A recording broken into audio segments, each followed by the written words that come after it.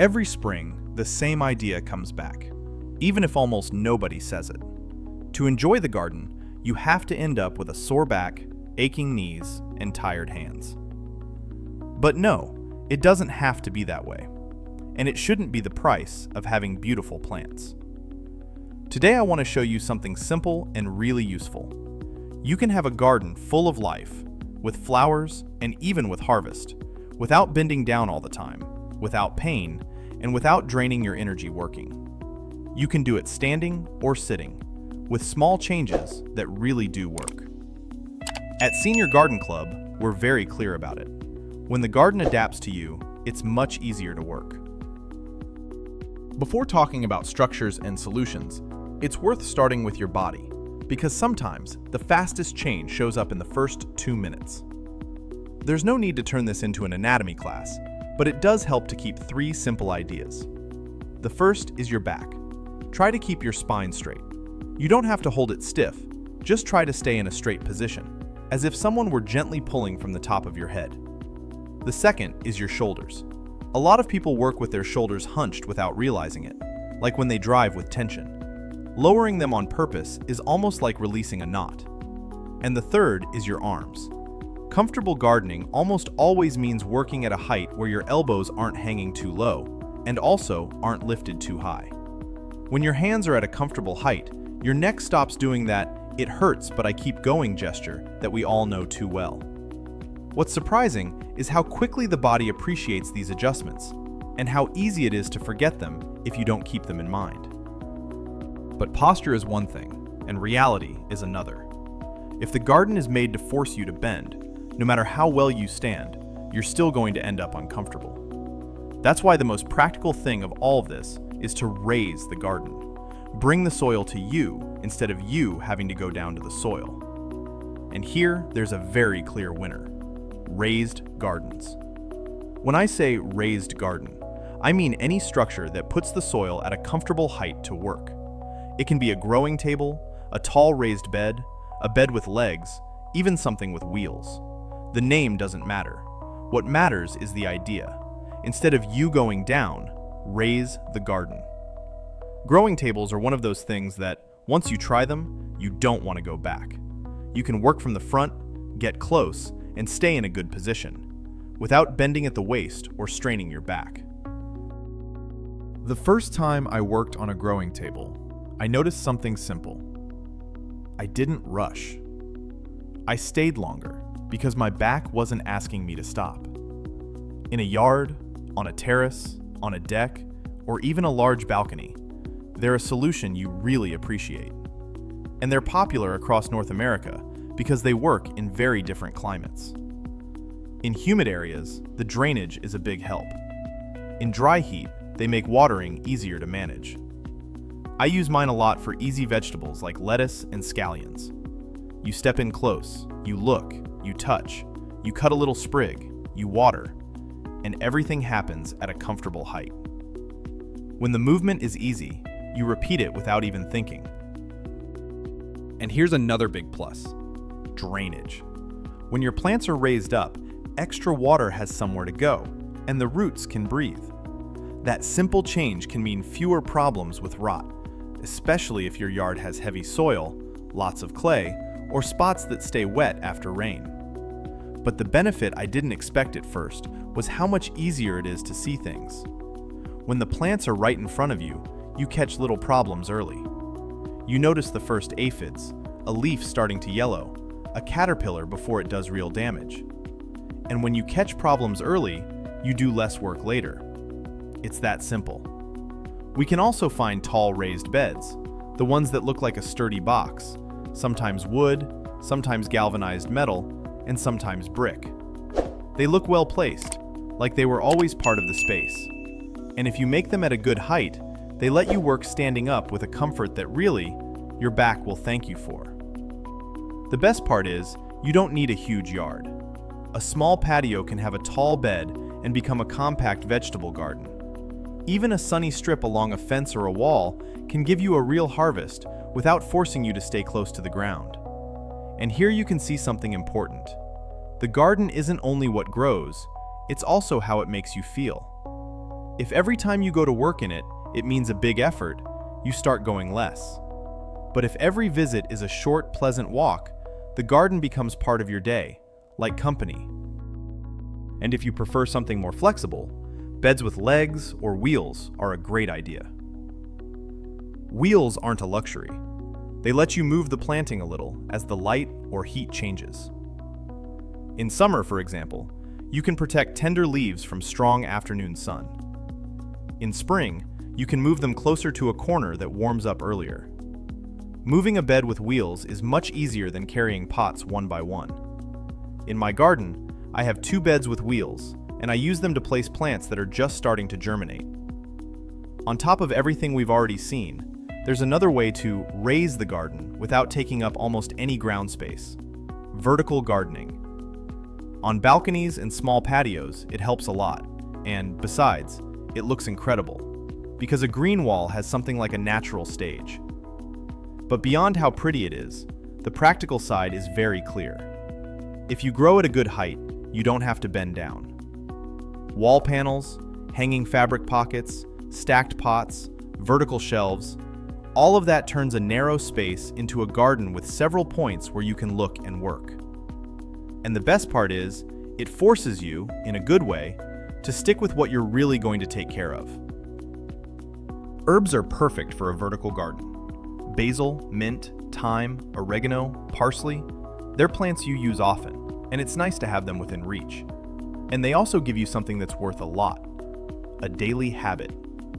You step out for a moment, cut a little sprig, smell it, and you're already connecting with your garden, even if you only have 10 minutes. That short but constant contact is what keeps a balcony alive. And if you want decorative plants that are easy in pots, many begonias or impatiens can work very well, depending on the light you have. Ferns also tend to work if your space is more shady and humid. The idea here isn't to look for the rarest thing, but to choose what truly fits your home and your routine, with your climate and with the time you actually have. In a vertical garden, there are 2 kinds of care you should keep in mind so everything stays comfortable. The first is the safety of the structure. If you're going to hang weight, it has to be well secured. No half-loose things or things that move, because the day you water and everything weighs more, what seemed practical becomes a worry. The second is watering. In vertical setups, the water always tends to run down, so it's better to water slowly, even in 2 passes, or use something simple like basic drip irrigation if you like that idea. It's not about making it complicated, just understanding how the water runs so you don't end up with the top dry and the bottom soaked. And here there's a small difficulty, one of those things nobody tells you in the quick tutorials. If you water in a rush, the water escapes along the easiest path and you think you watered everything, but you only watered one corner. That's the kind of mistake you fix by watering calmly, not with force. With raised pots, the container matters less for how it looks and more for how easy it is to use. If a pot is very pretty, but you can't move it, or it makes you lean to reach the soil, in the end, you feel lazy about it. And laziness in gardening isn't a bad thing. It's a clear sign. Something isn't designed for you. A light pot is better, a good size, with good drainage, and placed where your hands can reach without effort. In the end, a comfortable garden is simply easier to care for. And you can feel it. It shows up in small things.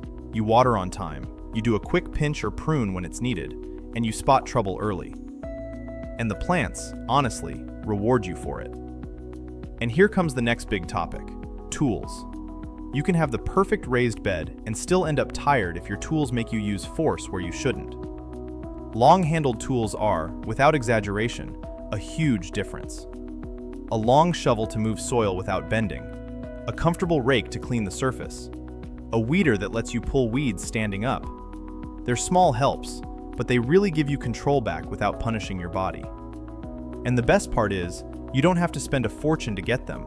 You just have to choose them with intention. There are tools that feel good as soon as you pick them up. You notice the weight, how the handle sits, and that everything feels solid. And there are others that make you squeeze your hand like you're fighting the tool, and that tension goes up through your wrist and ends up in your shoulder. That's why, when you can, Look for padded handles, grips that don't make you twist your wrist, and lightweight but strong materials. If you have discomfort in your hands or arthritis and you want to keep enjoying gardening, this advice will help you a lot. There are also accessories that seem like a small thing, but in the end, they make all the difference. A watering can with a long spout helps you water at the base of the plant without stretching or bending so much. A pump sprayer helps you apply water or gentle treatments without squeezing the trigger 1,000 times. And pruning shears with a safety lock that you can close when you're not using them give you more safety and peace of mind. A lot of people feel that sitting is doing less, and it's not. Sitting well can be the difference between being able to do it or stopping because of the pain. A tall rolling stool that's stable lets you move around the yard or terrace without standing up and sitting down all the time. An adjustable chair gives you rest without losing good posture. It's a good option for people who can't tolerate standing for a long time. To work with raised systems, what matters is choosing plants that adapt well to this kind of space, whether it's raised, vertical, or in pots, and that give you clear results without turning into heavy work. Herbs are a perfect example because they combine three things. They're easy to handle, you use them often, and if they're well placed, they don't take much work. On a growing table or on a shelf near the kitchen, they're a daily joy. With mint, I prefer to always keep it in its own separate pot. It's one of my habits, I admit it, but it's because when mint decides to grow and spread, it does it enthusiastically, and it doesn't always fit with an orderly garden. In its own container, you enjoy it without surprises. And something curious also happens. When you have it within reach, you use it more. Your use changes a lot when you don't have to go all the way to the back of the garden just to cut 2 little leaves. With vegetables, there are also options that do very well in raised growing. Lettuce and other leafy greens usually work perfectly because they don't need much depth and they let you harvest in parts. You cut what you're going to use, they grow back, and you get that nice feeling of, this is alive and it's feeding me. Cherry tomatoes also do great in a big pot or a tall bed, always with a stake or a structure to guide them without hunching over. There's something very satisfying about seeing a cluster ripen at eye level. And peppers, if you have good sun, usually respond very well and give you a harvest you can really notice. There's nothing like cutting a pepper with your own hands without having to do gymnastics, like you're trying to pull something out of the ground. When harvesting is comfortable, it becomes an enjoyable moment, not a physical test. Hanging plants are also a very good option because they use height and completely remove the need to bend down. Just make sure you place them at a height where you can water them without keeping your arms above your shoulders for a long time. A hanging pot that's too high becomes punishment for your neck and shoulders, and nobody asked for that. And there are plants that, if your goal is not to bend down, it's better to handle with care. Ground covers can be very pretty, but they force you to pay attention to things very close to the ground. And the ones that spread out of control tend to need more trimming, more control, and more checking. And that almost always ends up in uncomfortable positions. It's not that they're forbidden, it's just that if you're working in a simple garden, it's better to choose plants you can work with without exhausting yourself completely. And this idea applies to the whole yard. If something drains you constantly, it's worth asking yourself if it's really worth it. I'm not going to lie to you. There will be tasks that still require some effort. But the key is to cut down on what's repetitive, what hurts you, and what isn't necessary. Avoid forced positions, avoid lifting badly, and avoid spending too much time in uncomfortable positions. If something makes you hunch over, ask yourself a very simple question and repeat it calmly. Can I raise it? Can I use a longer tool? Can I sit well? Can I bring it closer? Can I split the task up? That question, over and over, builds a garden that also takes care of you. And when that happens, the garden stops being a seasonal chore and becomes a living space. And one last practical detail that really makes a difference. The working height doesn't always have to be the same. You can have a table for seating and fine care, a tall bed for vegetables, a shelf for herbs, and a tall stool for moments of pruning or checking. That combination gives you options. And the best part is, you don't have to do it perfectly. You learn, you adjust, and that feeling shows up of, I'm doing this for myself. And that feeling, I'm telling you from the heart, is one of the reasons many people come back to the garden even in difficult weeks.